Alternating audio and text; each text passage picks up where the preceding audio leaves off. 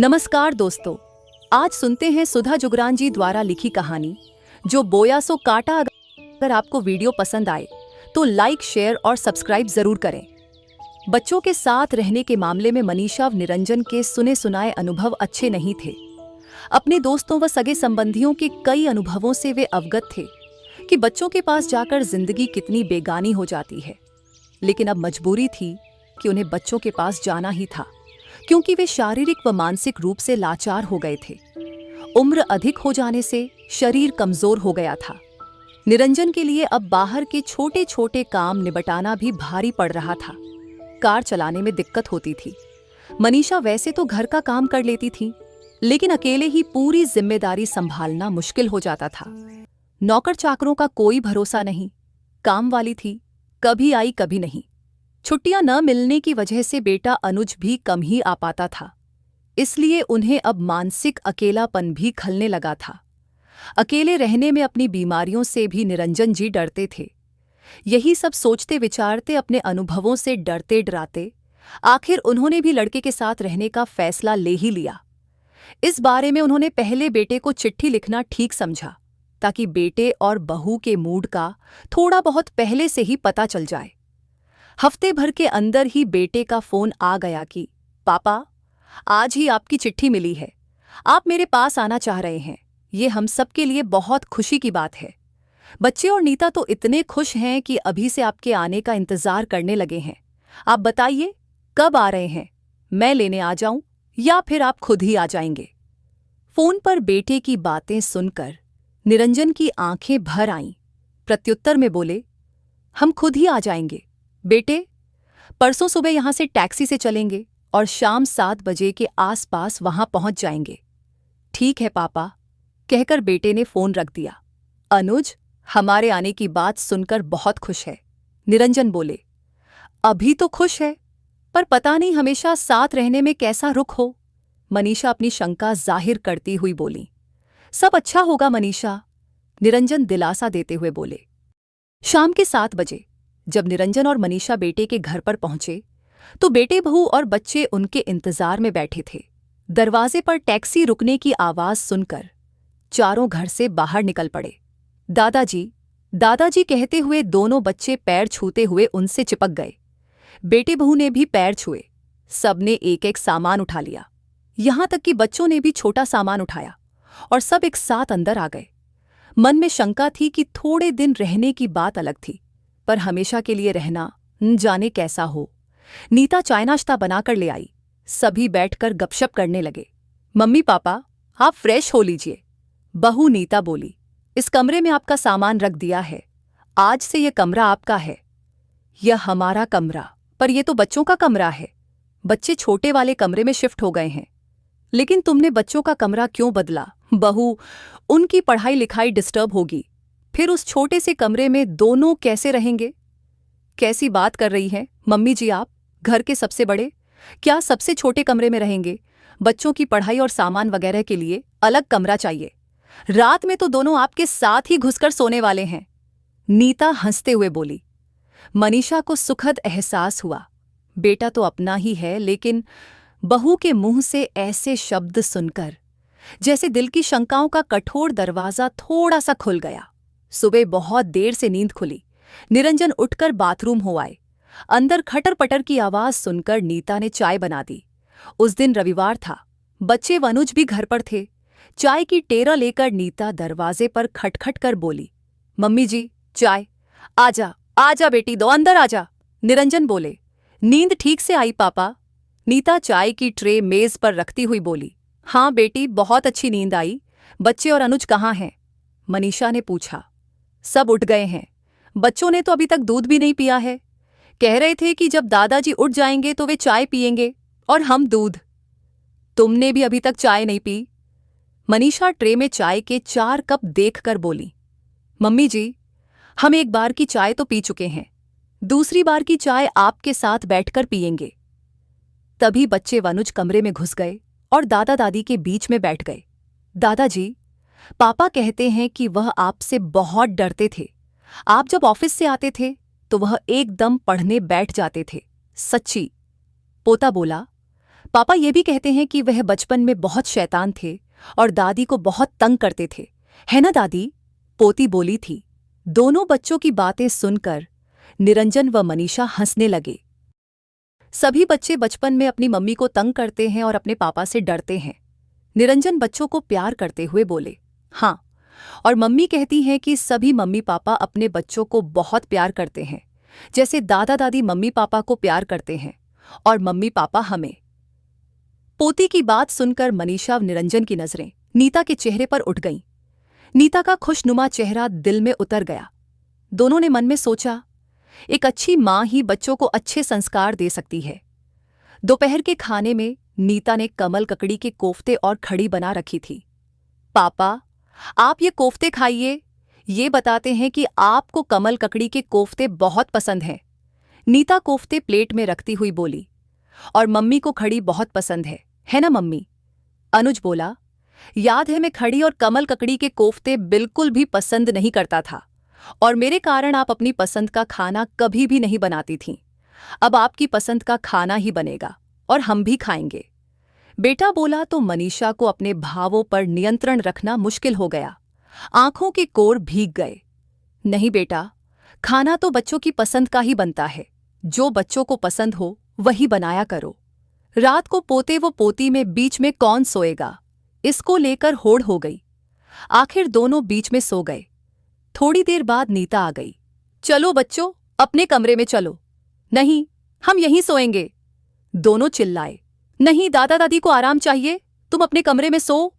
रहने दे बेटी, निरंजन बोले, 2 से 4 दिन यहीं सोने दे। जब मन भर जाएगा तो खुद ही अपने कमरे में सोने लगेंगे। दोनों बच्चे उस रात दादा दादी से चिपक कर सो गए। दिन बीतने लगे। नीता हर समय उनकी छोटी छोटी बातों का ख्याल रखती। बेटा भी ऑफिस से आकर उनके पास जरूर बैठता। एक दिन मनीषा शाम को कमरे से बाहर निकली तो नीता फोन पर कह रही थी, मैं नहीं आ सकती, मम्मी पापा आए हुए हैं। यदि मैं आ गई तो वे दोनों अकेले रह जाएंगे, उनको खराब लगेगा। कहकर उसने बात खत्म कर दी। कहाँ जाने की बात हो रही थी बेटी? कुछ नहीं मम्मी जी, ऐसे ही मेरी सहेली बुला रही थी कि बहुत दिनों से नहीं आई। तो क्यों नहीं जा रही हो? हम अकेले कहाँ हैं? और फिर थोड़ी देर अकेले भी रहना पड़े तो क्या हो गया? देखो बेटी, तुम अगर नहीं जाओगी तो मैं बुरा मान जाऊंगी। नीता कुछ न बोली और दुविधा में खड़ी रही। मनीषा नीता के कंधे पर हाथ रखकर बोली, बेटी, मम्मी पापा आ गए हैं, इसलिए अगर तुमने अपनी दिनचर्या में बंधन लगाए तो हम यहाँ कैसे रह पाएंगे? ये अब कोई 2 से 4 दिन की बात थोड़े न है। अब तो हम यहीं हैं। कैसी बात कर रही है मम्मी जी? आपका रहना हमारे सिर आंखों पर। मैं बंधन थोड़े न लगा रही हूं। और थोड़ा बहुत बंधन रहे भी तो क्या? बच्चों के कारण माँ बाप बंधन में नहीं रहते हैं, फिर बच्चों को भी माँ बाप के कारण बंधना पड़े तो कौन सी बड़ी बात है? नीता की बात सुनकर मनीषा ने चाहा कि उसको गले लगाकर खूब प्यार करे। मनीषा ने नीता को जबरन भेज दिया। धीरे धीरे मनीषा की कोशिश से नीता भी अपनी स्वाभाविक दिनचर्या में रहने लगी। उसने 1 से 2 किटी भी डाली हुई थी तो मनीषा ने उसे वहां भी जबरदस्ती भेजा। उसकी सहेलियां जब घर आती तो मनीषा चाय बना देती, नाश्ते की प्लेट सजा देती। नीता के मना करने पर प्यार से कहती, तुम जो हमारे लिए इतना करती हो, थोड़ा सा मैंने भी कर दिया तो कौन सी बड़ी बात कर दी। अनुज व नीता को अब कई बातों की सुविधा हो गई थी। कहीं जाना होता तो दादा दादी के होने से बच्चों की तरफ से दोनों ही निश्चिंत रहते। महीना खत्म हुआ। निरंजन को पेंशन मिली। उन्होंने अपना पैसा बहू को देने की पेशकश की तो अनुज व नीता दोनों नाराज हो गए। पापा, आप कैसी बातें कर रहे हैं? पैसे देकर ही रहना है तो आप कहीं भी रह सकते हैं।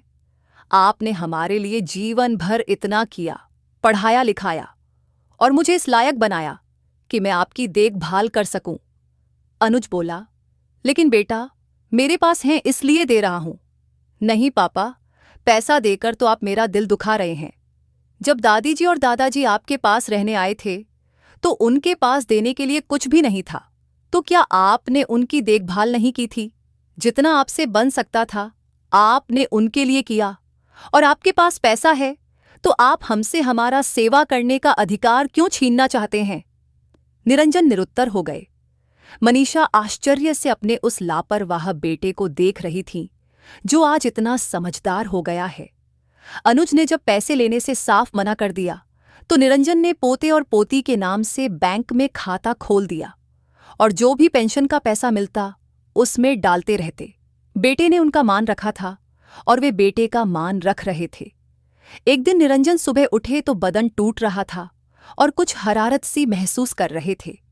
मनीषा ने उनका उत्तरा चेहरा देखा तो पूछ बैठी, क्या हुआ, तबीयत ठीक नहीं है क्या?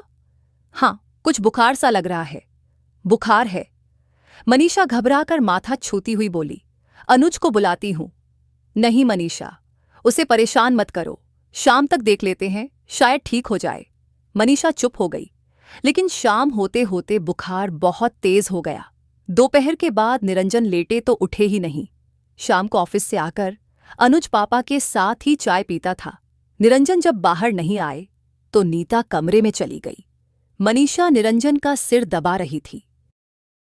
पापा को क्या हुआ मम्मी जी? तेरे पापा को बुखार है। बुखार है, कहती हुई नीता ने बहू की सारी औपचारिकताएं त्याग कर निरंजन के माथे पर हाथ रख दिया। पापा को तो बहुत तेज बुखार है, तभी पापा आज सुबह से ही सुस्त लग रहे थे। आपने बताया भी नहीं। मैं अनुज को बुलाती हूं। इतना कहकर नीता अनुज को बुला लाई।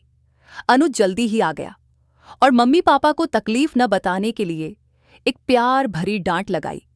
फिर डॉक्टर को बुलाने चला गया। डॉक्टर ने जांच करके दवाइयां लिख दी। मौसमी बुखार है, 3 से 4 दिन में ठीक हो जाएंगे, डॉक्टर बोला। बेटा बहू पोता और पोती सब निरंजन को घेर कर बैठ गए। नीता ने जब पढ़ाई के लिए डांट लगाई तब बच्चे पढ़ने गए। खाने में क्या बना दूं? नीता ने पूछा। निरंजन बोले, तुम जो बना देती हो वही स्वादिष्ट लगता है। नहीं पापा, बुखार में आपका जो खाने का मन है वही बनाऊंगी। तो फिर थोड़ी सी खिचड़ी बना दो। थोड़ा सा सूप भी बना देना नीता, पापा को सूप बहुत पसंद है, अनुज बोला। निरंजन को अटपटा लग रहा था कि अनुज उनके लिए इतना कुछ कर रहा है।